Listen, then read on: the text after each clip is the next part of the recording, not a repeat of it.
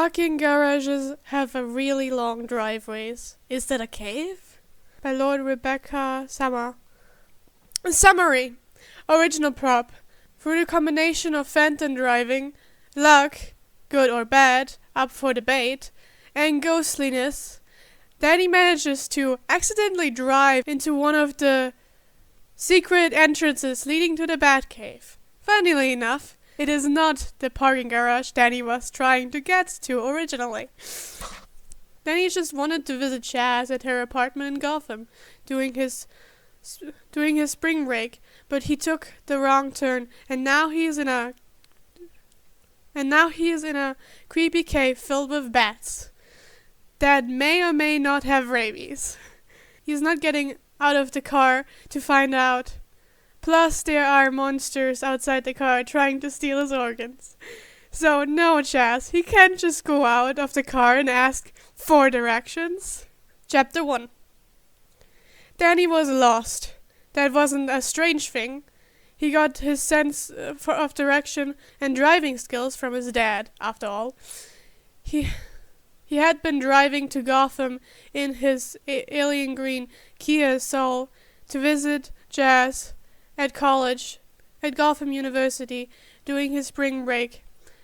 There was a parking garage near her apartment, and he took the right turn into the entrance, but it was closed, and the automatic door opener seemed to be broken. So he just used his intangibility to phase through the door, and now he's in a tunnel. It's just like when he visits Chicago. GPS is barely working. Random dark tunnels that he assumes are other streets, lack of a visible exit. Just like being on Lower Walker, which, okay, Danny had gotten lost 2 of 3 times. He had been on that street, but that's besides the point. After a while, he found daylight again. It didn't usually take this long, though. Who knew that there was this large network of streets under the city anyways? And this was a long driveway to get into a parking garage. Danny hadn't stopped using his intangibility either, since he couldn't tell if the road was in good condition or not. Hell, he could barely see in front of him, even with his highlights. Another reason to stay intangible. What if another car came hurling at him? This is fine, I'm fine. Just a super long road to a parking garage, totally normal, Danny reassured himself. Kuju huffed in his sleep in the back seat. Yeah, buddy, we're cool, super cool, the coolest. The reassuring was not working quite as well as he had hoped. The road started to drift upwards, and he could see a dim light up ahead. Oh, thank the agents, an exit! He pulled up the ramp into a cave. He slammed on the brakes almost immediately and dropped his intangibility. What the fuck? He took in the room, dark, damp cave, bats on the ceiling, a giant penny, wall of computer monitors, giant playing card, a dinosaur? Bright corner of the room with couches and tables, and a number of other platforms with various things. Nope, fuck, nope, not today. He put his car in park and looked down at his phone and called Jazz. Hello, Danny? Jazz asked. Jazz? He asked in a small voice, on the verge of sobbing. Where are you? Did you get the turn around getting to my apartment? Yeah, I'm lost. Again. Are you safe? Do you know where you are now? Is there someone you can ask for directions? I can look up the quickest route and get you here. Good old Jazz, always the level-headed one. Then he paused. I don't even know anymore. He pulled the phone away from his ear and looked at the map. Google says I'm in a forest. But, only sometimes. Jazz, what do I do? He sobbed. Okay, Danny, take a deep breath. You will figure it out. Google Maps said to turn right, and I did, Jess. I swear I did. And the entrance at the garage looked a little weird, but I figured Google Maps won't lie to me again, right? So I went in anyways, but then I was like, boy, this parking garage entrance sure is fucking long and dark. But then I started seeing light, and I was like, okay, looks like I'm finally getting somewhere. And then I drove right off the ramp and into a fucking cave. And there's beds and shit here. The vigilantes? She cut in. No, not the vigilantes, Jazz. He retorted, hysteria edging in his tone. Actual beds! I'm scared to get out of my car. I might get rabies. She sighed. You're not going to get rabies. Jess, please come pick me up. I'm so scared right now. I might be in an underground villain lair or something. My anxiety is skyrocketing. Okay, agents. Take a deep breath for me, alright? Danny struggled to breathe in and out. It only slightly worked. He took another breath, and he was slightly calmer. Good. There's probably someone in the cave, if there are lights. Why don't you get out and ask for directions? There was no fucking way. Danny was 1, getting out of the car, or 2, looking up from his phone to get killed for seeing too much, or worse, getting indoctrinated into a cult. He had already seen too much when he first pulled in.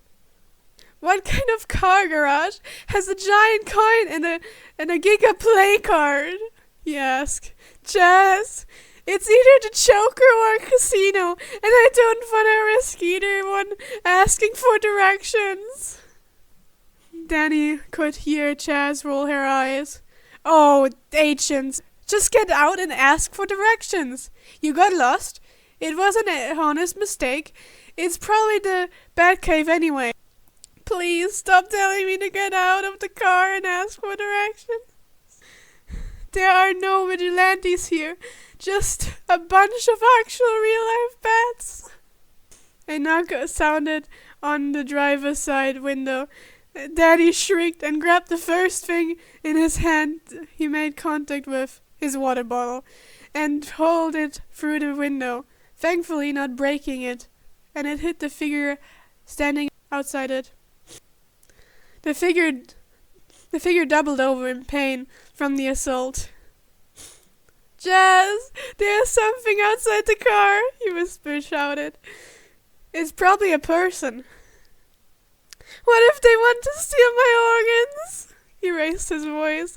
You can't have my organs, monster, I need those. Jazz sighed over the phone. Danny, please take some more deep breaths and think this through.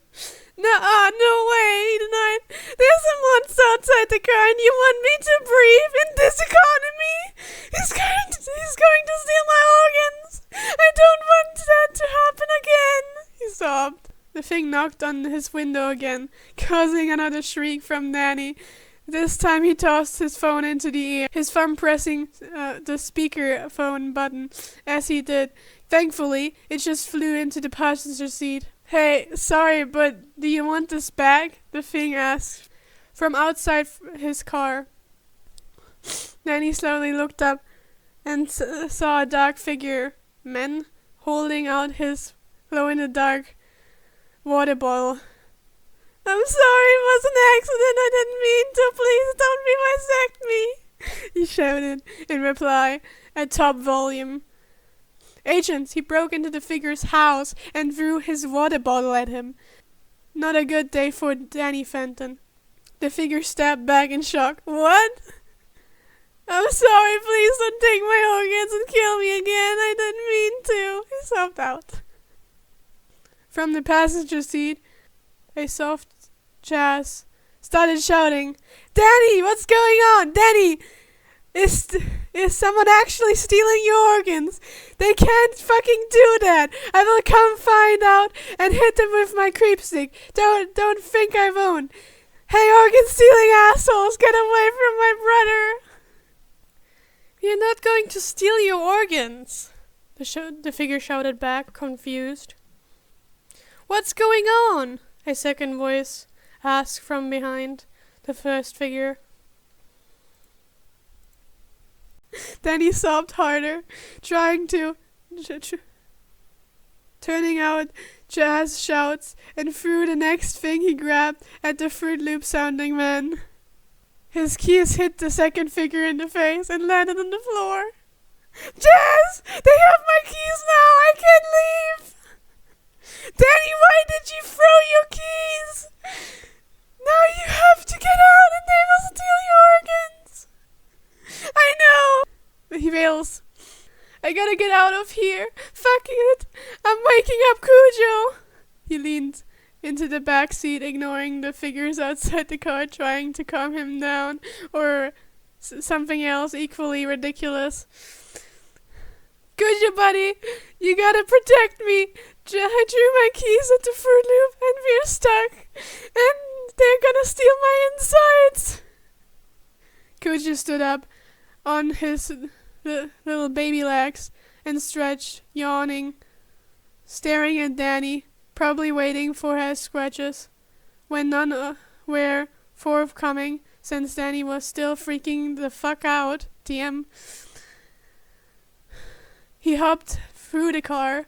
He hopped through the car door and trotted calmly over to the keys on the ground. He picked them up and hopped back inside the car through the front door, leaving the keys for Danny, and curled back into a sleepy ball on the back seat. The shouting outside had stopped. I have my keys back now, he said in shock. Thanks, buddy. Good, that's good. Can you just turn around and go back into the tunnel you drove in? Her voice was slightly hysterical. In a small voice, Danny replied, They still have my water bottle. Cujo, can you fetch my water bottle too, please, baby? Cujo rumbles tightly. Okay, never mind. Go back to sleep. I will just get a new one.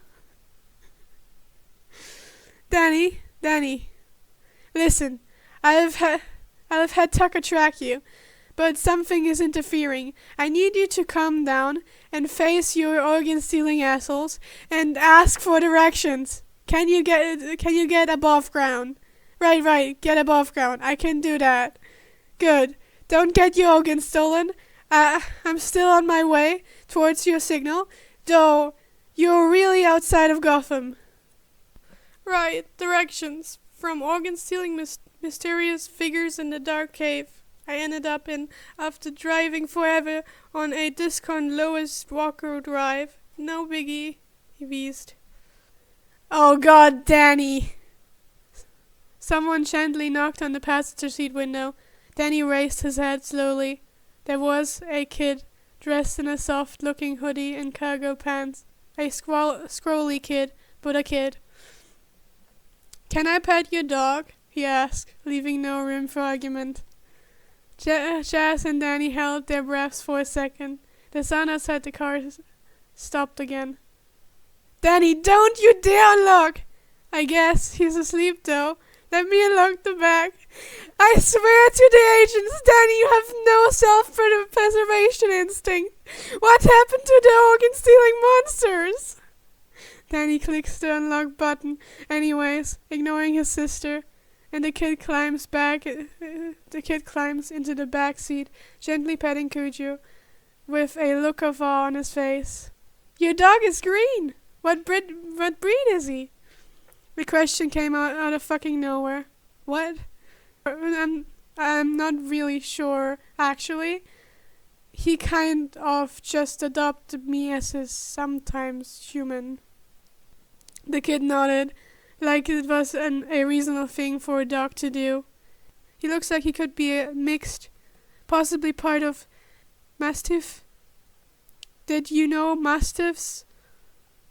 Then he turned out the dog facts the kid was info dumping and was finally able to focus on breathing easier and calming the fuck down.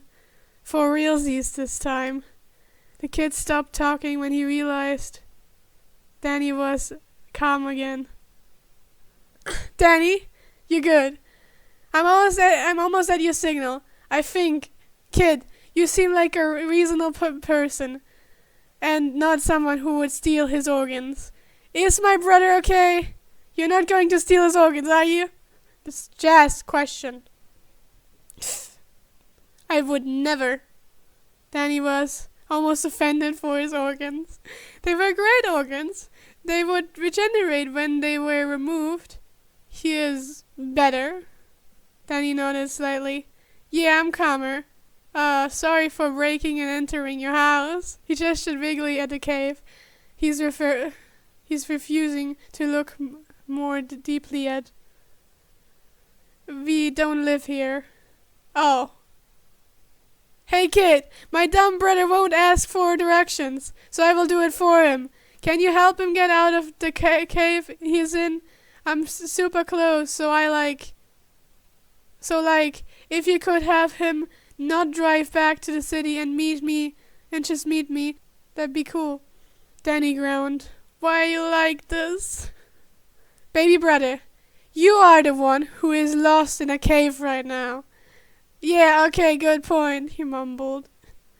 Then he blinked in disbelief as the kid numbly climbed over the center console into the passenger seat, with Cujo still firmly asleep in his arms. Right, you will exit the car and have some water and juice and a snack provided by Pennyworth.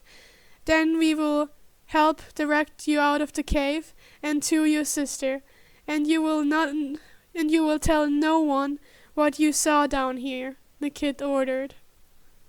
Yep, totally, 100%. I will talk to no one ever about this. The kid nodded, probably glad that he was listened to, and exited the car, still holding Cujo. Danny followed more slowly, grabbing his phone on the way. I have successfully extracted him from the car, the kid announced, coming to stand next to Danny. You're welcome. This is the first time Danny actually got a good look at the figures that were in the cave. The one holding his water bottle had a bruise forming on his face, and was weirdly in a Nightwing costume. Standing next to him was a confused-looking older guy in a black bodysuit. Behind them was a big guy in a red helmet, trying and failing to hold in his laughter, while a blonde girl, half in a spoiler costume, with a loose gray sweater on, tried to strangle him. A black kid in sweats and a t-shirt just looked concerned, as an exhausted-looking teen in half a Red Robin cosplay was clicking through a tablet. A black-haired Asian girl in tight workout clothes caught his eye, beamed in the light, and waved at him from next to an older gentleman dressed as a butler, who had pushed a tray covered in drinks and light snacks into the cave. His eyes darted between the cosplayers, the giant penny, the V-shaped cars, the wall of screens, and what looked like a Batman suit in a open display case. The boots laid haphazardly on the ground outside of it. Wait, Nightwing? Spoiler? Red Robin? He looked back and forth between the half-dressed vigilantes and the cave around him. No, it wasn't possible. He did not just break into Batman's house. Nope, nada. He looked back at the batsuit. Well, fuck, Jazz, he said into his phone, which he just remembered was in his hands and connected to a call. I think there are vigilante type bats in this cave. Do you think they have rabies? The cave was silent. The bats, the human ones, stared at him in shock. Jazz was silent, and from experience, Danny knew she was computing the nonsense he had just said. Are you fucking... Oh my god, Danny! Are you fucking serious right now? What the fuck?